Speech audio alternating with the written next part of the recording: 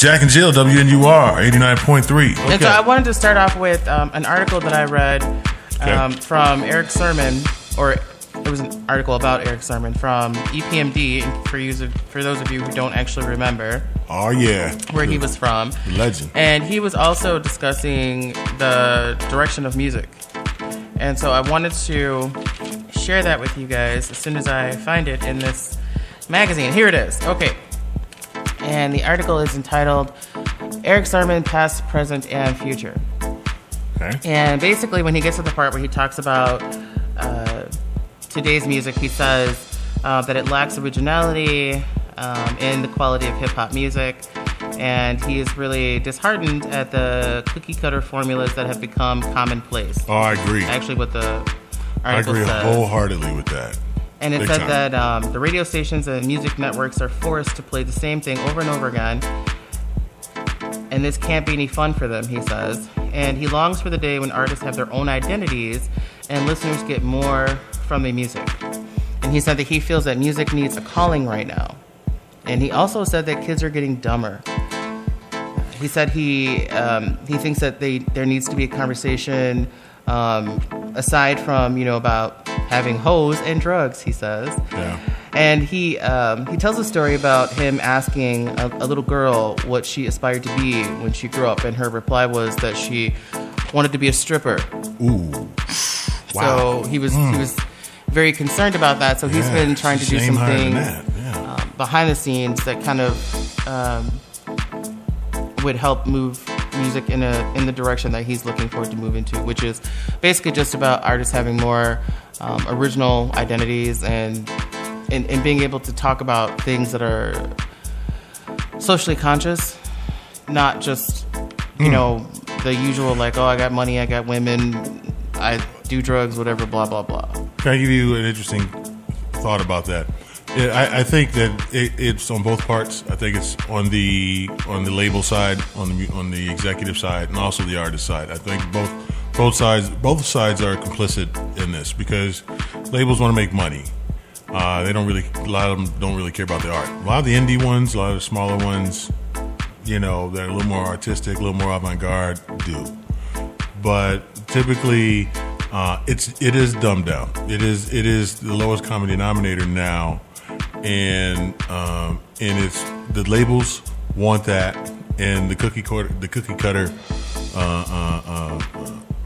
idea that you came up with is very much true, and also that a lot of the artists see, and hear the kind of music and what it takes to get on, say, 106 in Park or something like that, and so they do that. And it's cool. Don't get me wrong. I'm not hating on swag music and club trap music. No, that's cool. If that's what you into, cool.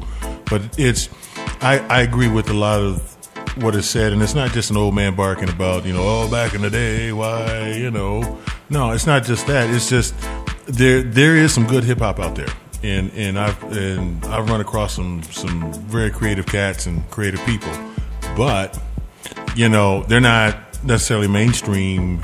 Huge. You see some crossing over, like a Lupe Fiasco. I'm trying to think of who else.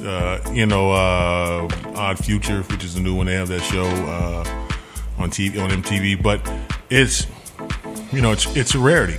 It really is a rarity. I absolutely agree with that, and I think that part of the responsibility, though, belongs to the parents. Because wow, you're taking it back, huh? Yeah, when I was growing up, my parents shared their music with us. And that was my foundation of what I thought music was supposed to be. And I think that when that doesn't happen, and kids are just kind of, left to find their own whatever, and they find the music that's being made now, that's going to be a problem because that sets the foundation for them. And that's what their expectation of music is going to be. So if your foundation is garbage, then you expect garbage. Well, don't you think this, though, every generation goes through that? Because, our parents went through the same thing. I know my dad is like an old school guy. And when I first started playing Prince, I played Soft and Wet.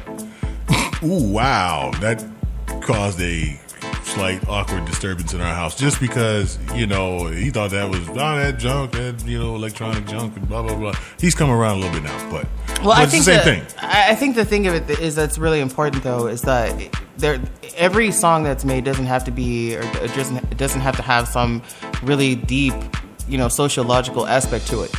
There's nothing wrong with having music out there that's just fun. Yeah, but absolutely.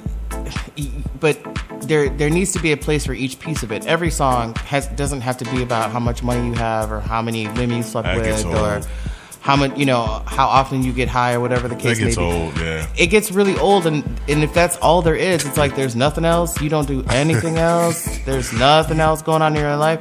But when people get to the point to where they're accustomed to hearing just that, then it gets to the point to where that's okay with them, and it's really not okay. I mean, I always laugh because a lot of these rappers get on, they start talking about how much money they got and da da da da. I'm like, what? If I stop buying your records, you'll be MC Jobby Job. Get you a job because come on, man. You gotta do better than that. You just can't talk about I got 15 cars, 10 hoes, 3 hot tubs. You know what I'm saying? And no problems. Wow. How about you? And you steady pumping down $10, $15 for the CD. Wow, really? I want to hear exactly. all that, man. Shoot. I think that if I'm paying for the music, then I think that we should require that they bring more of themselves. Like I can't remember what group it was or whatever, but I really liked their music. But when I opened the CD, there was a picture of them giving you the finger, and I'm like, really? So I took it back. Oh, wow, really? Yeah. I'm like, I'm not going to pay money for this. Ooh. Come on, that's artsy. That's edgy. Whatever. That's on the edge. It's also still sitting in that store waiting on somebody to buy it. Wow. That's not what I do. That happens every generation, though. That happens all the time. Because I know when my dad started listening to, Johnny Mathis, or whatever he listened to when he was young, and I think my dad wanted to be Johnny Mathis. He had the same, same haircut, that good people black hair, you know what I'm saying, and shaped like an afro. My dad he had it going on. Shoot. Jack and Jill, WNUR 89.3.